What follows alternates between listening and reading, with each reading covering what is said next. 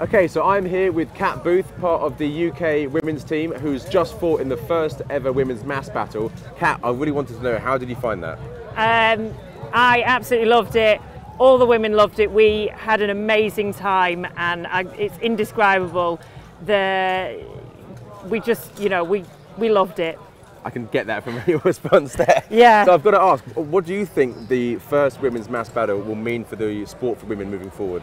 I think now that it's been done at Battle of the Nations, I think that other competitions will also follow suit.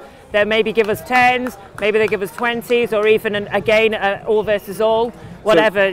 So would you hope to see this become a category at BotN League events? I would love to see this happen everywhere. I think, the women's sport is growing so quickly at the moment that I think soon we'll have the numbers for individual countries to all bring groups of 10.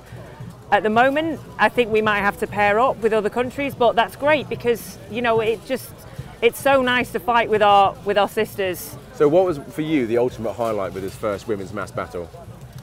Just the feeling of being there in the lineup with so many other women, all doing the sport together. It was perfect. Yeah, I've got to say, from the live stream, when I reminded myself that I was seeing the women's mass battle, because when everyone's in armour, you can't tell who someone is, and realising there was like 50 or 60 people in that list, I thought, wow, this sport's come on such a massive way. When only 2 years ago, the women's was only 3 versus 3. Yeah. And now we're here with women's 5 versus 5 and the first mass battle. I think for me, absolutely. I thought it was absolutely amazing. And also we've had pro fights this year as well, which we've never done before. Exactly. I mean, every single year, I think the women's sort of division, as it were, is just moving forward and moving forward and moving forward. Yeah. And that gap between the men and the women is getting smaller and smaller and smaller. And hopefully that will continue so that the women's side of the sport can really grow and flourish.